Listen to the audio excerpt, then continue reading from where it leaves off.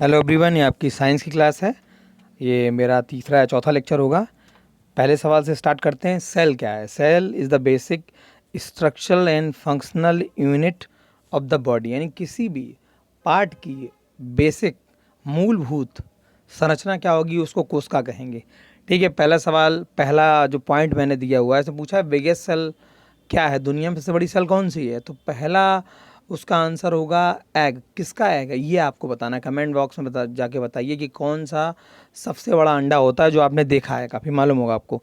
दूसरा पॉइंट देखिए, सबसे छोटी सेल कौन सी है, स्मॉलेस्ट सेल?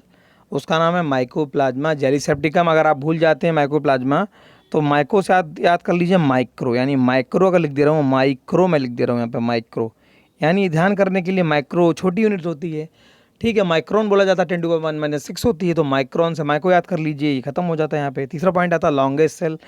लॉन्गेस्ट सेल क्या होती है? न्यूरॉन होती है। न्यूरॉन आपने देखी भी होगी, कई बार स्कूलों में पढ़ाई गई होगी, देखिए आप स्कूल टाइम में इस तरह की एक सेल बनी होती है, लंबी सी, एक्सॉन होता है, एक्सॉन हिलॉक होता है, बीच में न्यूक्लियस होता है, यहाँ डेंड्राइट बने होते हैं।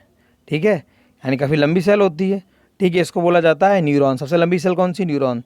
चौथा सवाल आता है सेल थ्योरी, यानी कोशिका का सिद्धांत किसने दिया था? कोशिका जो है वो basic unit of a body, यानी किसी भी ऑर्गेनिज्म की जो मूलभूत चीज़ है वो कोशिका है। यानी अगर कोशिका नहीं होगी तो कोशिका से आगे वाली बनने वाली चीज़ें नहीं होगी। एक कोशिका से दूसरी कोशिका बनेगी, एक कोशिका दूसरी कोशिका से मिलेगी तो ऊतक बनाएगी, ऊतक दूसरे ऊतक से मिलेगा तो ऑर्गन आएगा, ऑर्गन से ऑर्गेनिज्म बनेंगे। ठीक है, यानी वो साइकिल चलती चली जाएगी। तो आपका ये सिद्धांत है, सेल थ्योरी का सिद्धांत दिया है स्लाइडेन एवं स्वान ने।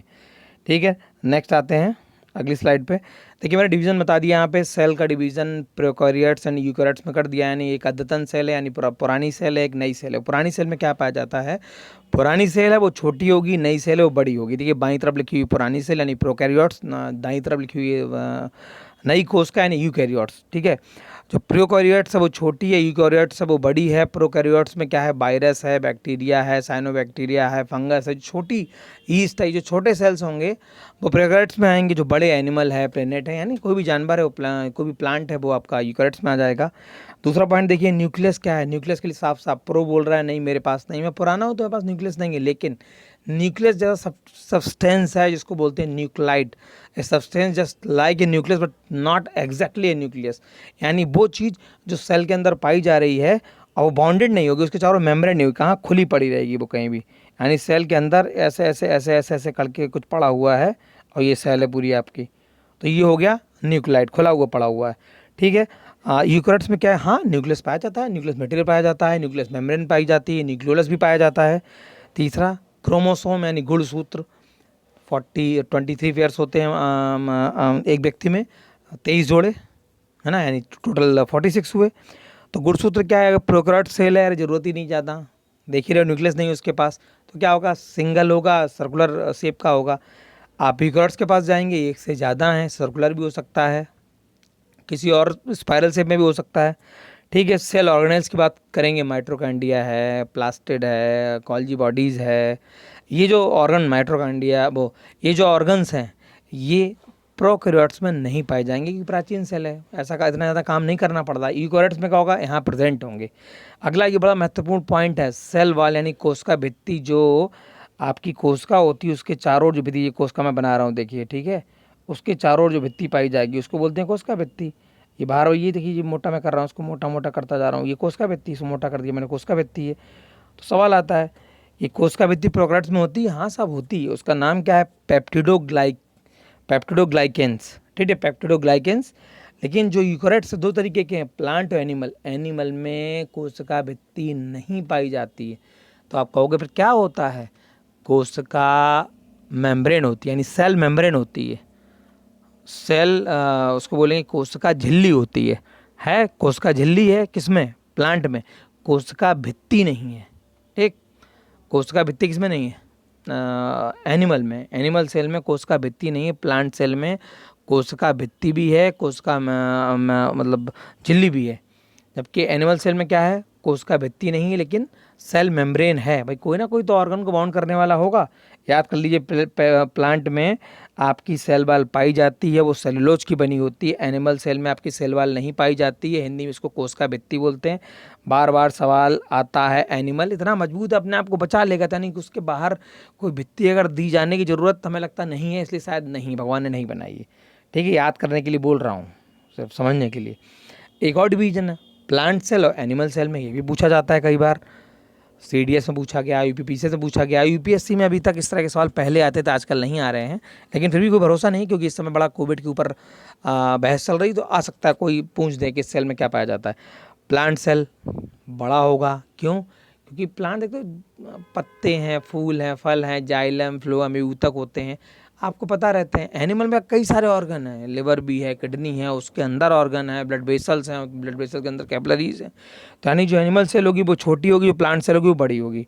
सेल वाल की बात करें, अभी मैं बता चुका हूँ, प्लांट सेल में सेल वाल होगी क्योंकि उसको प्रोटेक्शन की ज़्यादा ज़रूरत है। समझने के लिए भित्ति क्यों है, हवा के दाव पड़ रहे हैं, पानी उसके ऊपर पड़ रहा है, आप तो क्या कंबल ओढ़ लेंगे, आप छाता लगा लेंगे। तो समझने के लिए प्लांट सेल में कोशिका भित्ति जरूरी है, एनिमल सेल में नहीं है, तो उसमें नहीं पाई जाती। प्लांट सेल में जो कोशिका भित्ति पाई जाती है वो सेलुलोज की बनी होती है, लेकिन जो फंगस कवक है उसमें जो कोशिका भित्ति होती है वो काइटिन की बनी होती है। सेल मेम्ब्रेन की बात करेंगे, सेल मेम्ब्रेन दोनों में पाई जाती है, मैंने पहले बताया था, अभी कन्फ्यूजन ना हो, फिर से समझा दे रहा हूँ। प्लांट सेल में भी सेल मेम्ब्रेन होती है, सेल मेम्ब्रेन सेल वॉल के अंदर पाई जाती है। सेल मेम्ब्रेन को हिंदी में कोशिका झिल्ली बोलते हैं। कोशिका झिल्ली एनिमल सेल में पाई जाएगी, कोशिका झिल्ली प्लांट सेल में पाई जाएगी, लेकिन जो आपकी कोशिका भित्ति है वो एनिमल सेल में नहीं पाई जाएगी। अगला प्लास्टिड, प्लास्टिड मतलब जो ऑर्गन क्लोरोप्लास्ट है, ल्यूकोप्लास्ट है, क्रोमोप्लास्ट है, जो कलर देने का काम करते हैं। क्लोरोप्लास्ट क्या होता है, उसको बोला जाता है हरित लवक। फोटोसिंथेसिस करने का काम करेगा, खाना बनाने का काम करेगा, ग्लूकोज यही बनाएगा। यानी जब CO2 का H2O आपस में जुड़ेंगे तो ग्लूकोज बन जाएगा, पानी ऑक्सीजन पैदा हो जाएगी। ठीक है, फोटोसिंथेसिस की प्रोसेस कहाँ होती है, हरित लवक में ही होती है। सेंट्रोसोम, सेंट्रोसोम के मैंने आपको बताया था, सेल डिवीजन, साइटोकाइनिन। ध्यान कर लीजिए, सेंट्रोसोम है वो भी सेल डिवीजन का काम करता है, लेकिन सेंट्रोसोम जो सोम होता है वो एनिमल सेल में पाया जाता है, प्लांट सेल में नहीं पाया जाता है। सेंट्रोसोम एनिमल सेल में पाया जाता है, सेल डिवीजन की हमको ज़्यादा ज़रूरत है, आप कहीं नहीं, प्लांट में बहुत ज़रूरत है, तो वो काम करने के लिए उनको अलग ऑर्गेनल है। ये ऑर्गेनल जो है वो बेसिकली हमारे सेल डिवीजन, मियोसिस, माइटोसिस की प्रोसेस के लिए आवश्यक है, इसको सेंट्रोसोम बोला जाता है। वैक्यूल्स की जो रिक्तकाएँ होती हैं बेसिकली क्या होती है, स्टोरेज, साफ सफाई काम करती है, यानी ऑस्मो रेगुलेशन की एक प्रोसेस होती है, ऑस्मो रेगुलेशन। याद कर लीजिए भाई, ऑस्मोसिस होती है, एक प्रोसेस है संचरण का, तो सफाई करने का प्रोसेस ये होगा, तो ऑस्मो रेगुलेशन में क्या होगा, वैक्यूल्स बड़ी होगी प्लांट सेल की, क्योंकि सफाई की जहाँ ज़रूरत है, जबकि एनिमल सेल की वैक्यूल जो होगी वो छोटी होगी। नेक्स्ट आते हैं सेल स्ट्रक्चर की बात करेंगे, तो पहला क्या है, प्रोटोप्लाज्म, दूसरा माइटोकॉन्ड्रिया, तीसरा गोल्गी काय, चौथा एंडोप्लाज्मिक रेटिकुलम, पांचवा लाइसोसोम, छठा सेंट्रोसोम, सातवां वैक्यूल। जो प्रोटोप्लाज्म में होता है वो दो तरीके का होता है, एक तो साइटोप्लाज्म और दूसरा न्यूक्लियस में बना दिया है साफ साफ, देख लीजिए सेल बनी हुई है ना, हेक्सागोनल शेप में। सेल के अंदर क्या है, यानी जो बीच में पॉइंट बना हुआ है वो न्यूक्लियस है, न्यूक्लियस के बाहर वाला जो पदार्थ होगा उसको साइटोप्लाज्म बोलेंगे, और जो बीच वाला पॉइंट है उसको बोलेंगे न्यूक्लियोप्लाज्म। यानी प्रोटोप्लाज्म जब भी शब्द आए इसका मतलब साइटोप्लाज्म प्लस न्यूक्लियोप्लाज्म। साइटोप्लाज्म का मतलब जो सेल के अंदर पाया जाने वाला प्रद्रव्य है, प्लस न्यूक्लियस यानी केंद्रक के अंदर पाया जाने वाला जो प्रद्रव्य है। फिर माइटोकॉन्ड्रिया अगर बात करेंगे तो माइटोकॉन्ड्रिया को power house of the cells बोला जाता है। मैंने डायग्राम बना दिया है कि बहुत ये बाई लेयर्ड होता है, देखिए एक लेयर बाहर दिख रही है, एक अंदर समझने के लिए दिखाई दे रही है आपको। और ये जो वो बने होते हैं उन्हें बोलते हैं क्रिस्टी, ये जो बने होते हैं उनको बोला जाता है क्रिस्टी, इनको बोला जाता है क्रिस्टी। ठीक है, यानी ये क्या करते हैं, सेलुलर रेस्पिरेशन में हेल्प करते हैं। ठीक है, और माइटोकॉन्ड्रिया के अंदर DNA पाया जाता है, माइटोकॉन्ड्रिया के अलावा क्लोरोप्लास्ट में भी DNA पाया जाता है। ठीक है, माइटोकॉन्ड्रिया में जो क्रिस्टी पाया जा रहा है, DNA पाया जा रहा है, ATP सिंथेसिस हो रहा है क्योंकि सेलुलर रेस्पिरेशन हो रहा है, तो ATP का फॉर्म होता है एडेनोसिन ट्राइफॉस्फेट। ठीक है, मैट्रिक्स का मतलब जो फ्लूइड होगा माइटोकॉन्ड्रिया के अंदर, यहाँ पे सवाल खत्म हो गया है। ऐसे power house of the cell बोल रहा है क्योंकि ATP जनरेट हो रहा है। अगला गोल्गी काय को ही गोल्गी बॉडी हिंदी में इंग्लिश में बोला जाता है।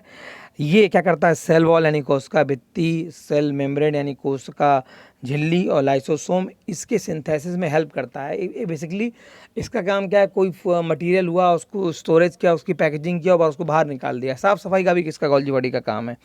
चौथा ऑर्गन है अंतः प्रद्रव्य जालिका यानी एंडोप्लाज्मिक रेटिकुलम। ये डिजाइन मैंने बना दिया है।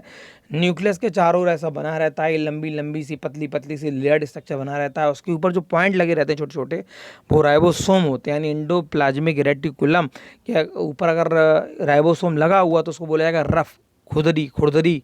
एंडोप्लाज्मिक रेटिकुलम ये प्रोटीन सिंथेसिस में आपकी हेल्प करेगी, यानी प्रोटीन के संश्लेषण में ये सहायता करता है। लाइसोसोम, कल एक बच्चे ने किसी ने पूछा था सर लाइसोसोम साइटोकाइनिन से कोई संबंध, ऐसा कुछ पूछा था। तो लाइसोसोम जो होता है एक सैक लाइक थैले के आकार का एक संरचना होती है।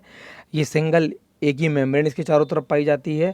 ये इसके अंदर हाइड्रोलिटिक एंजाइम होते हैं, यानी पानी के थ्रू किसी चीज़ को तोड़ने वाले एंजाइम्स होते हैं। ये क्या करेंगे, आत्महत्या के लिए क्या होता है, कई बार अपने आप एक्टिव हो जाते हैं, अपनी सेल्स को खुद ही खा जाते हैं, इसलिए बोले तो आत्महत्या की थैली हो तो खुद ही सुसाइड कर लिए।